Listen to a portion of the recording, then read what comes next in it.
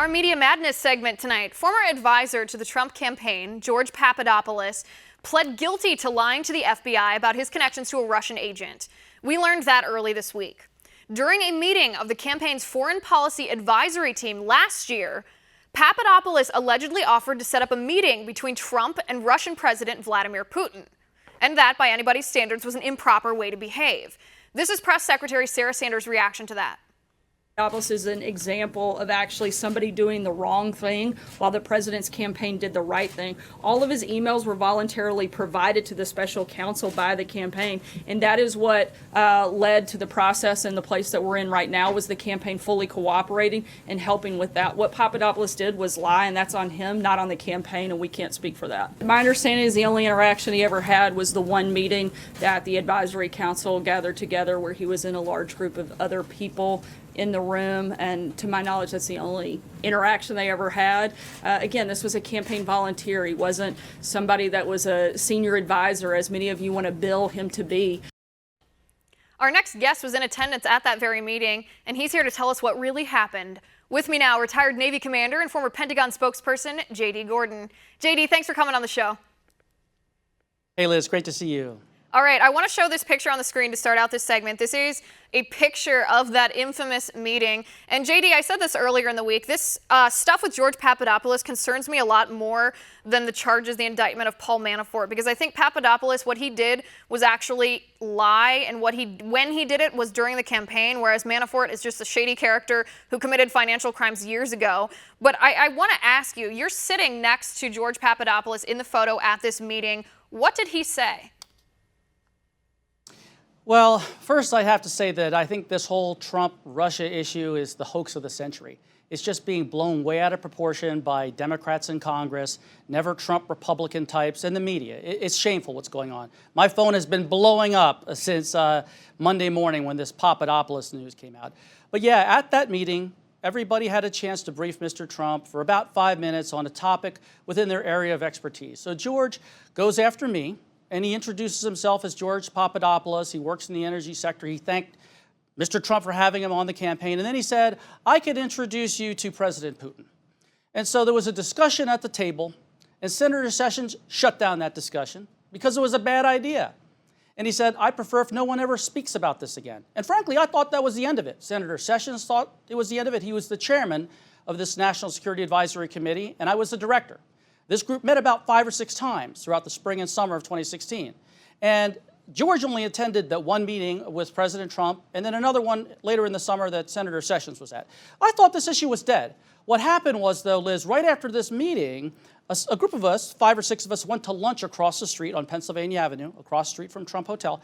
And George Papadopoulos said that he thought he could do an interview with George Stephanopoulos, who had reached out to him at ABC on a Sunday show. And I said that was a bad idea, that George Stephanopoulos would tear him up. But George Papadopoulos thought it was a good idea. And so I think that George felt that I shut him down. And then he was shut down by Senator Sessions at the meeting with Mr. Trump. And so what happened is George Papadopoulos basically went rogue. He just went off on his own, was emailing people that were not in his chain of command, which was Senator Sessions and me.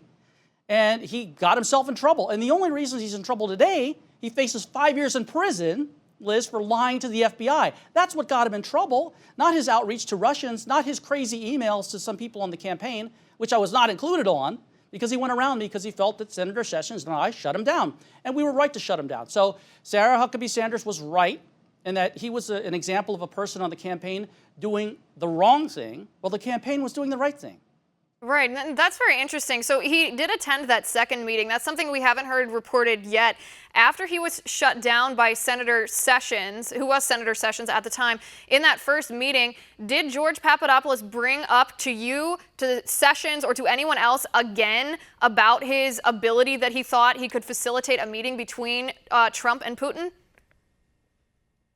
He didn't bring it up to me or Senator Sessions. What we've seen now from the special counsel's indictment that was unsealed on Monday is he brought it up with plenty of other people on the campaign, like Paul Manafort and Sam Clovis and others, who basically didn't accommodate his request. There were no meetings that were approved by the campaign for Mr. Trump with President Putin. That was not approved. George was basically ignored. He went rogue. He was disgruntled because he was shut down by Senator Sessions at that 31st March National Security meeting, and then shut down at the lunch by me over doing an interview with George Stephanopoulos, which I said was a bad idea.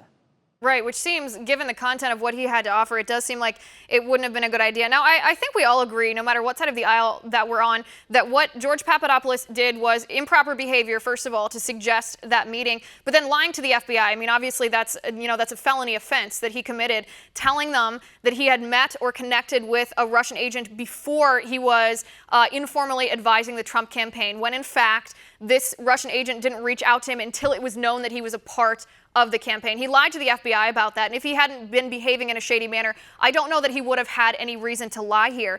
But something that I want to ask you about, JD, is there have been reports that Papadopoulos, who, according to the unsealed indictment, has been a proactive, cooperating part of the special prosecutor Mueller's investigation since July. There have been reports that he's been wearing a wire. Has he been, to your knowledge, in communication or in contact with anybody in the upper echelons of the Trump campaign or any of the people who at that time attended the advisory meeting?